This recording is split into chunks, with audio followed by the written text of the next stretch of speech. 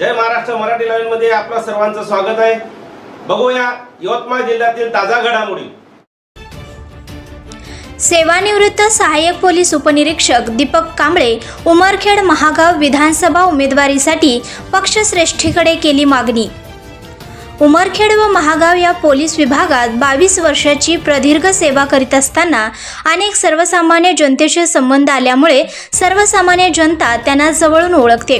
त्यामुळे उमरखेड महागाव विधानसभेची उमेदवारी मिळावी यासाठी त्यांनी काँग्रेस पक्षश्रेष्ठीकडे आपला अर्ज दाखल केल्यामुळे सर्वसामान्य जनतेमध्ये आनंदाचं वातावरण दिसून येत आहे।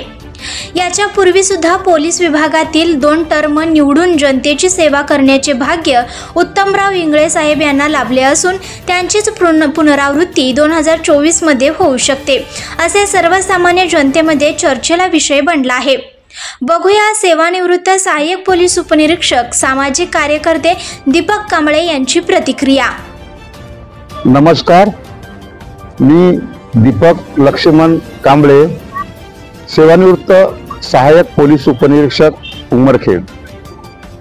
मी उमरखेड महागाव 82 विधानसभा मतदारसंघामध्ये उमरखेड, कोफाळी, दराटी, बिटरगाव, महागाव या परिसरामध्ये सेवा केलेली आहे।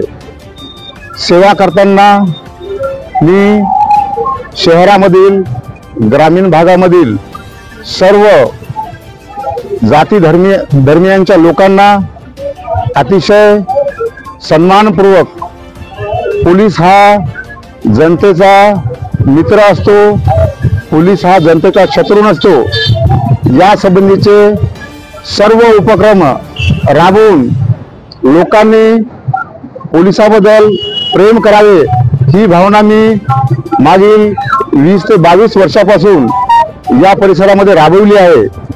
समाजावर कोणताही अन्याय होऊ नये, ज्या समाजावर अन्याय होतो त्याबाबत मी सखोल माहिती घेत असतो आणि घेतल्यानंतर ही माहिती समोरील माहिती प्रसारित करणाऱ्या व्यक्तींना त्याबाबत मी संयमाने भूमिका घेण्याबाबत नेहमी सांगत असतो। या परिसरामध्ये उमरखेड विधानसभा क्षेत्रामध्ये ज्या समस्या आहेत अतिशय बिकट आहेत। मागील 15 वर्षापासून हा मतदारसंघ राखीव झाला असून या मतदारसंघामध्ये 3 आमदार झालेले आहे।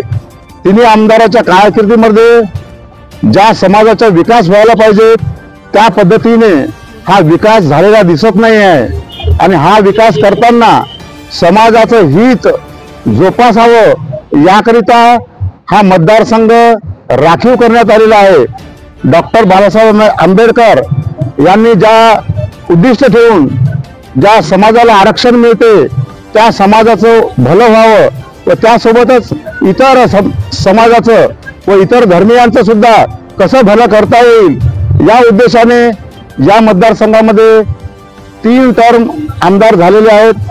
या तिन्ही आमदारांनी या परिसरामध्ये असे ठोस असे कोणतेही काम केल्याचे दिसून येत नाही।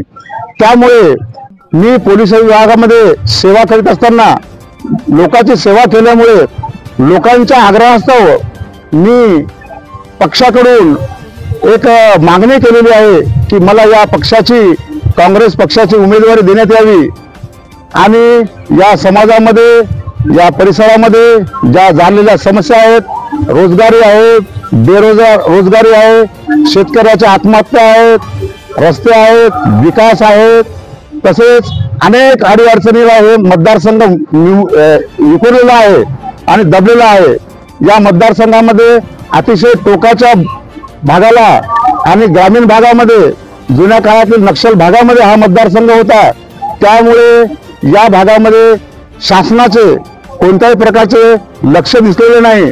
त्यामुळे मी विधानसभा क्षेत्र उमरखेड महागाव 82 या मतदारसंघामध्ये उमेदवारी मिळण्यासाठी अर्ज केलेला आहे।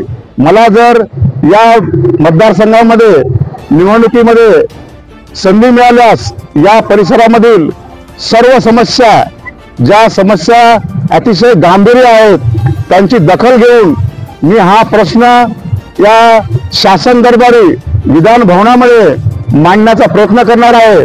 त्यामध्ये एक पत्रकार संघ आहे, पत्रकार संघाच्या समस्या अनेक दिवसापासून आहेत, विद्यार्थ्यांच्या समस्या अनेक दिवसापासून आहेत, शेतकऱ्याच्या समस्या अनेक दिवसापासून आहेत, रोजगाराची समस्या अनेक दिवसापासून आहे। या परिसरामध्ये अशी कोणत्याही प्रकारची MIDC नाही, ती सुद्धा मी या परिसरामध्ये आणण्याचा, महागावमध्ये सुद्धा आणण्याचा आणि उमरखेडमध्ये सुद्धा आणण्याचा प्रयत्न करणार आहे। तसेच या परिसरामधील रस्ते, या परिसरामध्ये ज्या परिसरामध्ये नदी वाहते, ज्या परिसरामध्ये या इसापूर धरणाचं पाणी परिसरामध्ये बरसातीमध्ये पावसाळ्यामध्ये नदी काठच्या लोकांना जीव घेण्या प्रकारचं पाऊस वाहतो आणि उन्हाळ्यामध्ये या परिसरामध्ये पाणी मिळत नाही। या अशा समस्यांना या परिसरातील जनता अतिशय त्रस्त झाली आहे। हे सर्व प्रश्न घेऊन मी विधानसभामध्ये लोकप्रतिनिधी म्हणून काम करण्याचं धाडस करणार आहे आणि ज्या पद्धतीने मी काम करेन ते सर्व जनसामान्याच्या हिताचं काम करीन, सर्व लोकांच्या हिताचं काम करीन, सर्व गोर गरीब जनतेच्या हिताचं काम करीन। तसेच या परिसरातील जे रोजगार बेरोजगार आहेत त्यांना अतिशय चांगल्या प्रकारे रोजगार कसा मिळवता येईल, तसेच जे सेवानिवृत्त कर्मचारी आहेत त्यांच्यासाठी समस्या आहेत, त्यांच्या समस्या सुद्धा मी मांडणार आहे। तसेच जे 2005 नंतर शासनाने सेवानिवृत्त कर्मचारी जे होतात त्यांना ते समस्या सेवानिवृत्ती मिळणार नाही असे जे GR काढलेले आहे ते GR मी रद्द करून नवीन जे कर्मचारी रुजू होतील त्यांना सेवानिवृत्ती मिळाली पाहिजे। तसेच आमचे पत्रकार बंधू या परिसरामध्ये अतिशय मेहनतीने आणि जिद्दीने लोकांमध्ये स्वतःचा जीव धोक्यात घालून काम करण्याचा प्रयत्न करतात आणि त्या समस्याचा वाचा फोडण्याचा प्रयत्न करतात। त्यांना हक्कासाठी एक सदनिका बांधून देण्याचं काम मी करण्याचा प्रयत्न करणार आहे। तसेच त्यांना जे लोकांना मानधन मिळते यांना काहीच मिळत नाही, त्यांना जे पगारी मानधन मिळवण्यासाठी मी या परिसरामध्ये जेवढे काही पत्रकार आहेत, जे काही बंधू आहेत माझे, त्यासाठी मी प्रयत्न करणार आहे।